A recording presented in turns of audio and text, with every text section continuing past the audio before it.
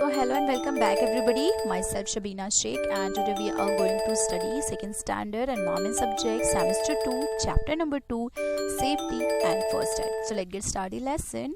Learning points. So let's start. Safety at home, safety on road, safety on playground, safety at the swimming pool, and last topic is first aid. So these are the topic and these are the learning point which we are going to learn in this lesson. So let's get start. So safety at home. We should always follow safety rules. They will prevent accident.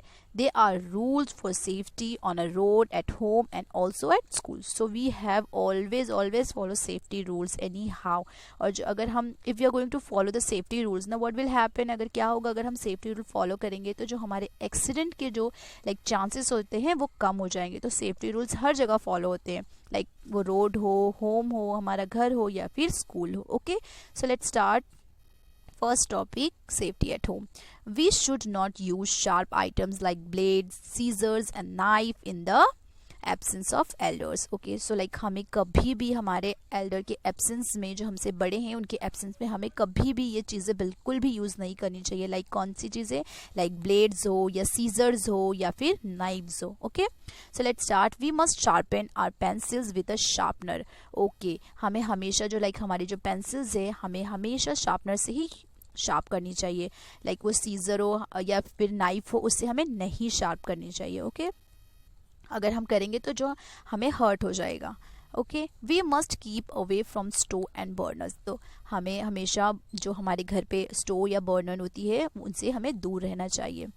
We must keep away from hot iron. जो गरम गरम iron उससे भी दूर रहना चाहिए. We must not touch electric switch और a plug with wet hands. Okay, so like हमें जो हमारे घर में लाइक जो इलेक्ट्रिक जो स्विच होते हैं या प्लग्स होते हैं उनको हमें कभी भी जो वेट हमारे अगर गीले हाथ हो तो हमें नहीं टच करना चाहिए. Okay, so next is the no more में क्या है इलेक्ट्रिक शॉक्स में कॉज बर्न्स. अगर हमारे अगर हमारे हैंड्स वेट हैं मीन्स गीले हैं तो अगर हम उनको स्विच ऑफ या ऑन करेंगे तो क्या होगा अगर स्विच ऑन करेंगे तो हमें शॉक लग सकती है. इसकी वजह से हम बर्न हो सकते हैं. Okay, so next topic is on a road.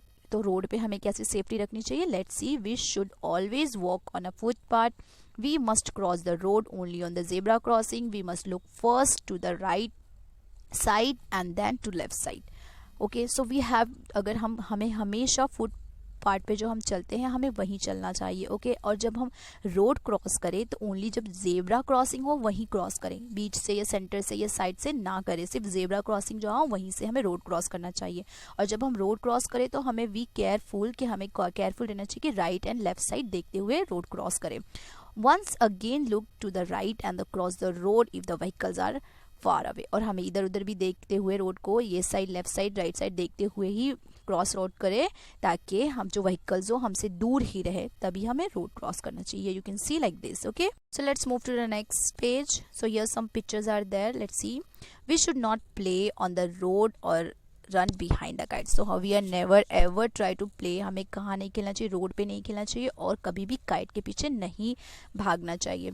Next is we should not play near open drains and manholes. हमें कभी भी ओपन ड्रेन्स के वहाँ नहीं खेलना चाहिए. Okay, so next is we should not board or get off moving bus. तो हमें कभी भी लाइक नेवर जो चलती हुई बस हो उससे चढ़ना या उतरना नहीं चाहिए. Okay, so next is we should not put our head और hand out of the moving bus. तो हमें कभी भी लाइक जो मूव करती हुई बस है उसके अंदर से हाथ या हेड या हैंड नहीं बाहर निकालना चाहिए. Okay, so next topic is standing on the footboard is a very dangerous.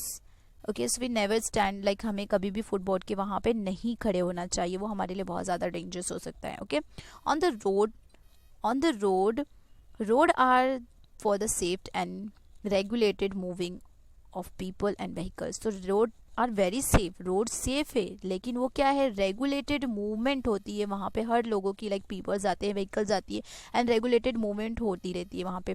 Playing carelessly on the road can be very dangerous. अगर हमने कभी भी केयरलेस दिखाई रोड पे तो वो हमारे लिए क्या हो सकती है, बहुत ही ज़्यादा डेंजरस हो सकता है.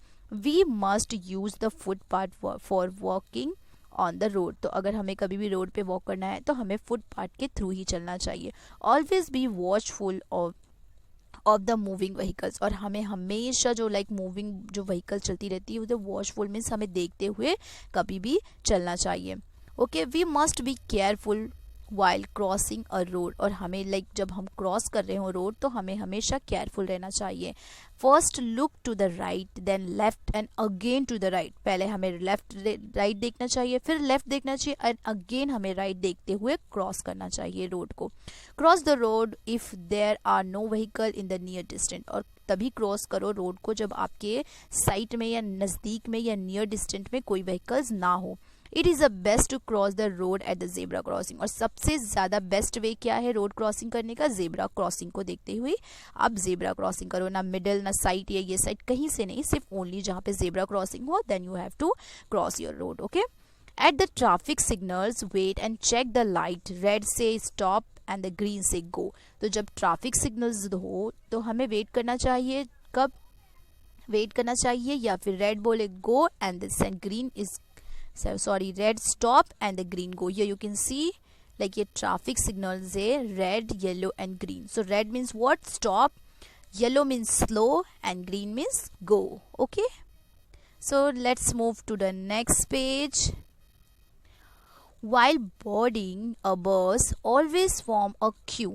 Okay, pushing each other may cause accident. So जब हम बस पे अगर हमें चढ़ना हो तो हमेशा क्यू में मीन्स लाइन से खड़े रहना चाहिए और एक दूसरे को कभी भी पुश नहीं करना चाहिए, वो हमारे लिए बहुत ही ज़्यादा डेंजरस हो सकता है.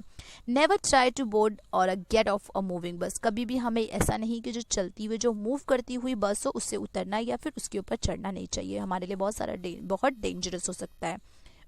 Okay, This can cause serious injuries and may result in death too. So हमें कभी भी मूविंग बस में जल्दी से चढ़ना या उतरना नहीं चाहिए. इसकी वजह से क्या हो सकता है? ये बहुत सारे हमें इंजरीज भी हो सकती है या फिर रिजल्ट में क्या हम डेथ भी हो सकते हैं. Never try to overtake other while riding a bicycle, और कभी भी हमें दूसरे व्हीकल से ओवरटेक नहीं करना चाहिए.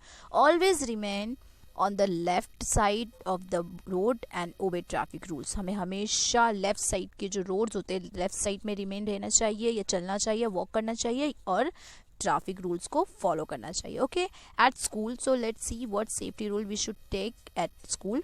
We should not run around or push each other, हमें कभी भी एक दूसरे को पुश नहीं करना चाहिए स्कूल में. ओके, सो ये you can see. Next, we should form a queues while waiting for a bus, school bus. Okay, जो हमें कभी भी लाइन में खड़े रहना चाहिए जब हम कभी बस का जो स्कूल बस आती है हम उसका वेट करते हैं, तो ओके क्यू में रहना चाहिए हमें. We should walk in a single line while climbing up and down the stairs. Okay, तो हमें कभी भी अगर हम स्टेयर्स चढ़ रहे हैं या उतर रहे हैं तो हमें हमेशा लाइन सिंगल लाइन में ही चढ़ना या उतरना चाहिए. You can see like this. Okay, like this. Okay, so let's move to the next. On the playground, so let's see what safety we should take on a playground. We should not push each other while playing. We should play only on open ground. So हमें क्या करना चाहिए? हमें कभी भी ground में एक दूसरे को पुश नहीं करना चाहिए और हमें हमेशा always we try to play open ground में ही खेलना चाहिए. You can see like this. Okay, so next topic, let's move to the next page. At the swimming pool, so last topic is our what? Swimming pool. So let's see.